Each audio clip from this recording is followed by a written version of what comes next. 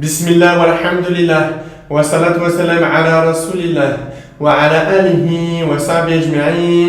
Assalamu alaikum wa rahmatullahi wa barakatuhu. La'alikum bi khair. J'espère que vous allez tous bien. Alors aujourd'hui on se retrouve avec notre 12e cours sur comment apprendre la langue arabe. Aujourd'hui nous allons parler de la notion de elif lam, Inch'Allah. Donc comme nous avons vu, dans l'alphabet arabe, nous allons retrouver 28 lettres dans l'alphabet. Donc on en aura 14 qui vont faire partie de la catégorie lunaire et 14 qui vont faire partie de la catégorie solaire. Donc ça c'est une notion qui est très importante à savoir. C'est pour qu'on puisse savoir à quel moment nous allons lire le lem dans l'article elif lam, d'accord? Donc déjà, qu'est-ce que l'article elif lam? C'est un peu comme nous en français quand on dit par exemple, quand on dit une maison, et lorsqu'on va vouloir désigner la maison, on dira la maison. Ou par exemple un chien, on dira le chien. Et bien l'article elif lam, comme vous l'avez compris, c'est le, la, les. D'accord? Également, nous, au niveau de la prononciation, pour que ce soit plus facile à expliquer, on dit l'article elif lam, mais en vérité ici, ce n'est pas un elif. Si vous vous souvenez, lors du cours précédent, on avait dit que le elif, on n'allait jamais la retrouver en tant que lettre, ce sera toujours une voyelle.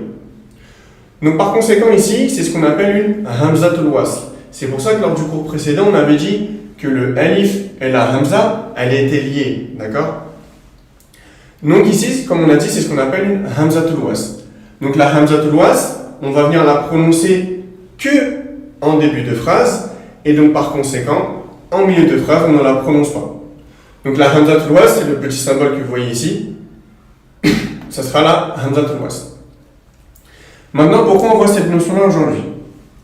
Eh bien, lorsqu'on va retrouver donc, une lettre lunaire après l'article elif lam, donc encore une fois, quand je dis elif lam, c'est juste pour que ça soit plus facile au niveau des explications, mais sinon ici, ce n'est pas un alif, c'est une hamzatul wasl, d'accord?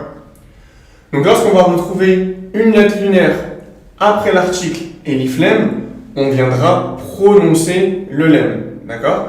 Et donc par conséquent, lorsqu'on aura une lettre solaire après l'article elif lam, on ne prononce pas le lam, d'accord? Maintenant, comment on va faire la différence entre les lettres qui vont faire partie de la catégorie lunaire des lettres qui vont faire partie de la catégorie solaire? Eh bien, on aura un mémotechnique à apprendre par cœur qui est ibri, hajjaka, wa khaf, aqimah. Donc, si vous comptez combien de lettres ça fait, ça en fait 14, d'accord?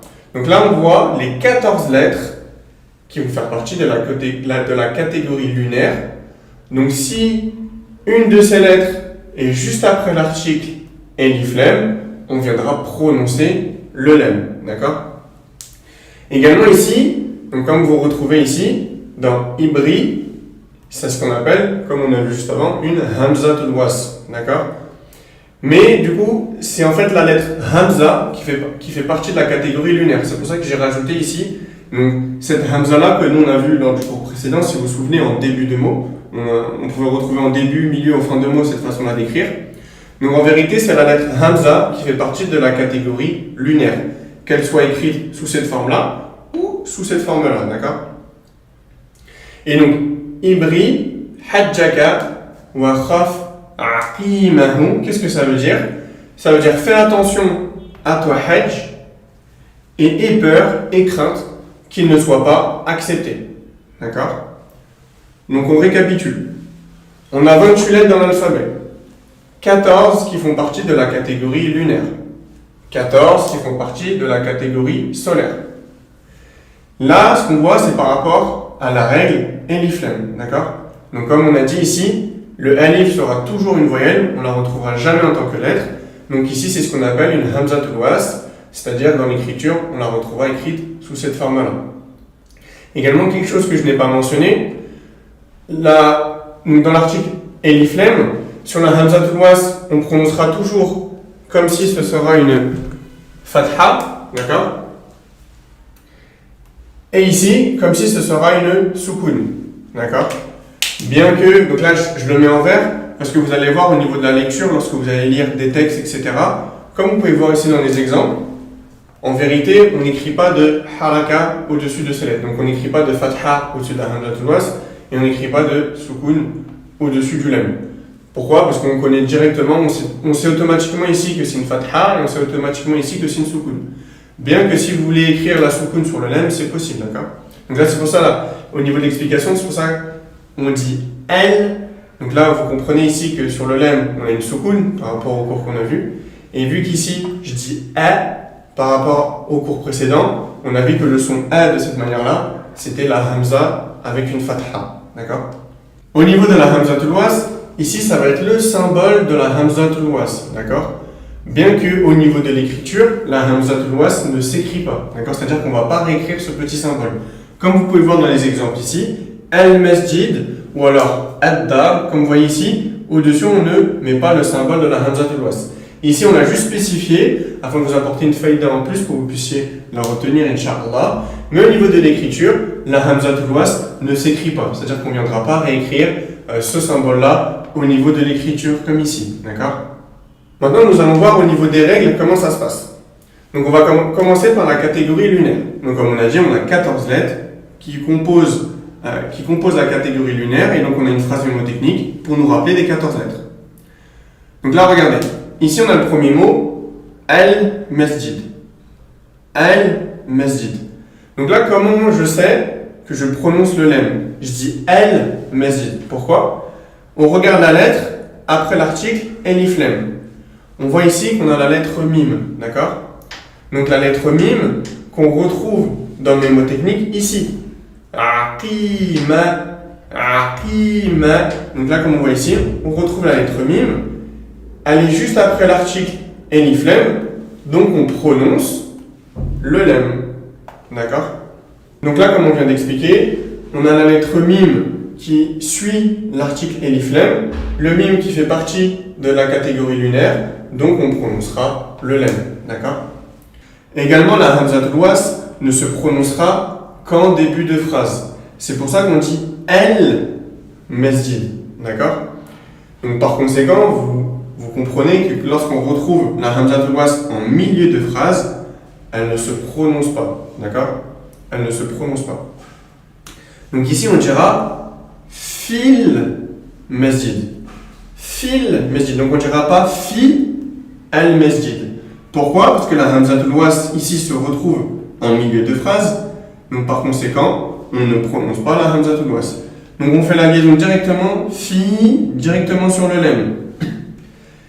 Et donc là, je vous pose la question, pourquoi on prononce le lem? Pourquoi on dit fil masjid? Parce qu'ici, du coup, on retrouve encore une fois le mime qui suit l'article elif lem, qu'on retrouve dans la phrase mnémotechnique aqimahu ma.